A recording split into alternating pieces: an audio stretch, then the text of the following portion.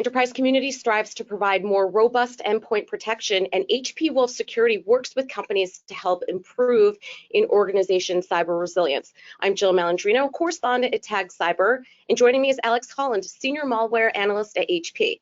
As part of HP's threat research team studying the underground economy and sharing insights with customers and partners about the latest malware cybercrime trends. Before joining HP, Alex worked in a variety of security operation roles, including incident response and malware analysis. Alex joins me to discuss key findings from the fourth quarter 2022 HP Wolf Security Threat Insights Report. Alex, it's great to have you with us. Welcome to the show. Oh, thank you. It's always a pleasure. Thanks, Jill. You got it. And tell us more about HP Wolf Security and your role. Yeah, definitely. So if I had to sum up my role in a nutshell, it's really about maintaining situational awareness. So I work for HP's threat research team, and we're actually located within HP's security lab. So we work very closely with HP's security scientists and also the product teams. And our role is really to keep abreast of emerging endpoint threats and trends so that we can inform these different internal audiences. So for instance, we might identify an emerging malware trend, and then this will help us to prioritize and direct product improvements. I'd say that's really the internal side. We also have an external information sharing role as well. We really believe in the value of information sharing and engaging with the wider security community, because after all, we each have our own unique vantage points, and we need to collaborate together. Give us an overview of the quarterly HP Wolf Security Threat Insights Report. What's the methodology behind it?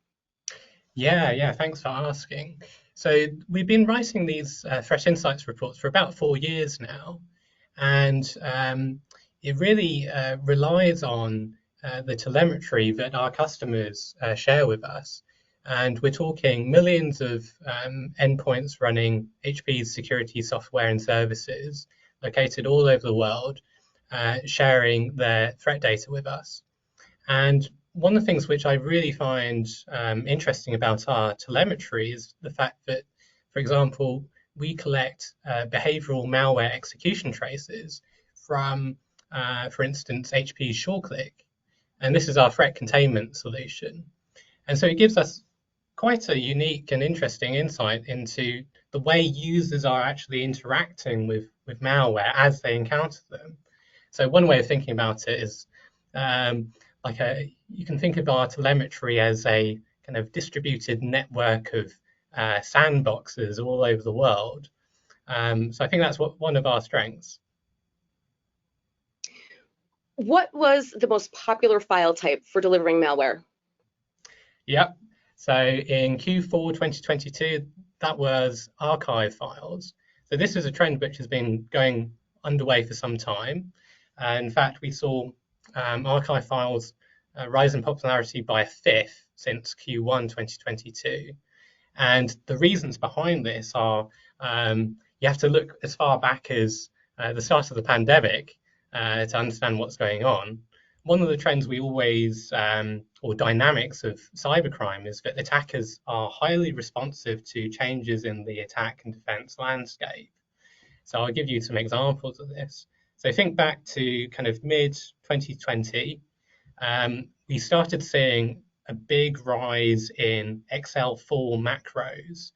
And this is an older macro technology that you can use to create formulas in Excel. And attackers were using this to execute malicious code.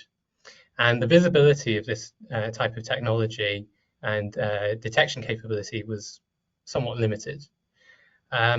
Now, Microsoft took action to disable entirely this older macro technology about a year later.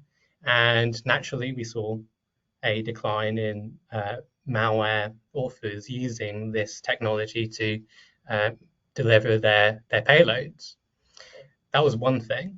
And then back in February last year, February 2022, we saw Microsoft announce a change to the default configuration in Microsoft Office such that when you download a Office document containing a VBA macro, Visual Basic Applications macro, if it comes from the web, it would be disabled by default. And this really is a really powerful way for stopping attackers from running malicious code, because historically VBA macros have been the top method for attackers to run malware. But a few months after that, we started seeing attackers looking for other options because they saw Microsoft closing off this attack route for them. And that's why we're seeing this malware file type diversification into different file types like archives, but also others like shortcut files and HTML files and even OneNote files. You know, Alex, it's interesting. One of the key findings of the report was threat actors experimenting with QR codes, which is concerning to me because they've become ubiquitous in our personal lives and how businesses leverage them. You know, we use them to scan menus. We use them. We don't have business cards anymore. We have our own QR codes. What are some examples of a QR code attack? Yeah, we found this one really fascinating. So we actually spotted an example of an attack that uses QR codes back in November last year. We have this internal system that looks at the social engineering images that are embedded in malicious documents to try to find interesting examples and campaigns. And we came across this sample that used a QR code and thought, okay, we need to take a look into this a bit deeper. And this particular campaign, it was a Chinese language attack. And the objectives of the attackers were quite straightforward. They were simply trying to steal their target's credit card details. But the way they did it was interesting. So what they did was they used a malicious Word document. They embedded this QR code in the document alongside a crafted message that claimed to be a government grant, and they sent it out to targets. But crucially, in order to access the grant, you needed to scan the QR code using your mobile device, specifically WeChat, which is a very popular instant messaging app in China. And we found this really interesting for a couple of reasons. Because, well, firstly, the phishing activity doesn't actually take place on your computer. It takes place on the user's mobile device. So if you think about it, we might, over the years, build up all these security controls on a PC, but it may well be the case that the user's mobile devices has weaker protections against things like phishing. So that benefits the attackers in one way. The other way is that using QR codes actually helps attackers bypass email gateway controls as well, because they're not using traditional hyperlinks, they're using images. And now our security technologies need to be able to interpret these QR codes, see where they're leading, and see if they're malicious or not. So you may well see that attackers use QR codes more and more as a way to bypass email gateway controls. And just to add to that, since that campaign in November, we've also seen English language campaigns emerge as well, using lures that I'm sure you're familiar with, where attackers are pretending to be delivery couriers, and they're saying you have a parcel, but you need to pay some import tax. And again, they're not using traditional hyperlinks. The attackers are embedding QR codes instead. Well, Alex, it's a good thing that you and the HP Wolf security team are around and doing these reports so that we're able to identify them. How are attackers bypassing perimeter network control? Yeah, so I mentioned QR codes as one example, but there are loads of other examples. So for instance, in Q4, we saw a 38% rise in PDF malware. And if you look at these attacks, what they're doing is they're embedding, this time, normal hyperlinks in PDF documents that lead to malicious websites that are hosting malware. And the reason why this is quite evasive is that the PDF documents themselves don't actually contain any malicious code. So if you have an email gateway scanner that's looking for malicious patterns, all it sees is a hyperlink embedded in a PDF document. So this is quite an effective way of getting past email gateway controls and reaching the user's inbox. And this particular technique has been used by the operators of Quackbots and ISID. Both of these are malware families that are typically precursors to ransomware. That's one technique. Another technique we see is HTML smuggling.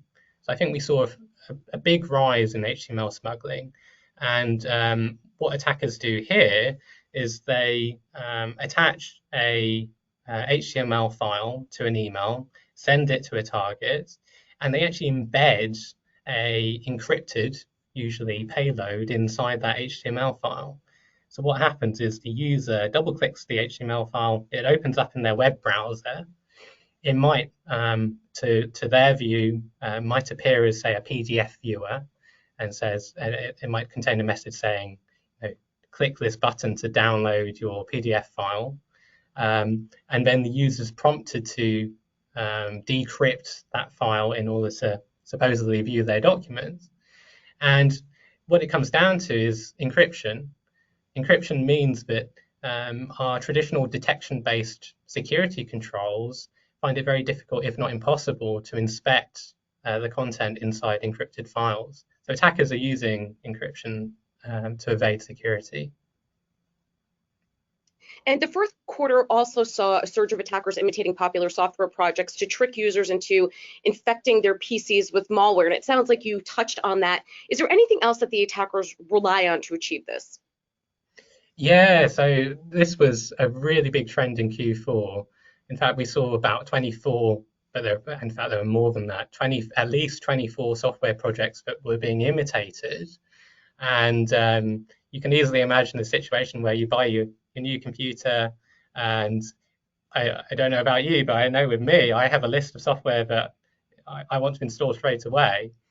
And what attackers were doing in this case is they were buying search engine adverts to boost their search ranking, to get their fake websites to the #1 position, such that you would type in a keyword, the software project you're interested in downloading, and then hey, you end up downloading a Trojanized version of your favorite software. This is why we can't have nice things. Okay, so how can businesses strengthen cyber resilience, and what types of solutions does HP provide? Yeah, I think from my vantage point, sitting in the threat research team, I think as I reflect on it, there seems to be a limit to user awareness training. No doubt, user awareness training is really important. We need to make sure our employees at whatever level of the organization understand the risks about using information technology. That's for certain. But I don't think we can rely just on user awareness training. And you reach a point where attackers have so many tools at their disposal to craft very convincing social engineering attacks. I mean, I don't even need to mention these large language models nowadays. And ultimately, I think enterprises should explore threat containment technologies, because what they allow you to do is for your users to perform otherwise risky tasks in a secure way. So in a way, you're extending the principle of least privilege to the endpoint, and you're not getting away in the way of user workflows either. Because it's all well and good and telling users not to click on suspicious looking links, not to open suspicious files. But in practice, if you're working in the finance department, you need to open Excel spreadsheets that may contain macros. You need to open CVs if you work in, or resumes if you work in HR. So you can't just tell people not to do something if it's a fundamental part of their job. So I think the role of technology is about enabling users to do the jobs that they need to do. And I think threat containment is something that organizations should look into. And Alex, to wrap up here, speaking of the consumer, what can they do to protect themselves? Because we take it for granted. I don't think twice when I'm hooking up to my hotspot, or I'm using public Wi-Fi, or these texts and emails that we get are so sophisticated now, especially for older generations who might not be able to identify, this doesn't look like my bank. It would come a different way through my phone. They wouldn't send me a link. I'd get an alert a different way. What can the consumer do day to day to better protect themselves? Yeah, it's funny you should mention that, because I actually think protecting consumers or us in our personal lives is actually much easier than the enterprise situation. I think if you do kind of three things, you'll dramatically reduce your attack surface and reduce the impact of attacks. So the first thing is just regularly back up your data. Yeah, you'll need to come up with a plan, maybe buy a cloud backup service, but do it regularly, and that will mitigate the impact of any attacks. Okay, ransomware attacks, for example, or even just your hard drive breaks down. That's one thing. The second thing is patch your devices. So from our team's point of view, the vast majority of the malware we analyze exploits known vulnerabilities, so not 0 days. So if you have a very basic patch management function or system, and that could be as simple as just turning on automatic updates, then again, you're kind of ahead of the curve there. And then the third thing you mentioned, you need to have a skeptical attitude. So if you get a suspicious message on your phone or through email, then make sure you double check that it's actually coming from a legitimate source. So in fact, yesterday I received a very dodgy looking email, and I was like, oh, this is setting off all my alarm bells. It turned out to be legitimate, but what I did was I separately logged on to my known account with that provider and verified that the telephone number were the same in both. So have a skeptical attitude. All right, Alex, we appreciate the insight. Thanks for joining us this afternoon, and thanks for joining me. I'm Jill Malandrino, correspondent with Tag Cyber.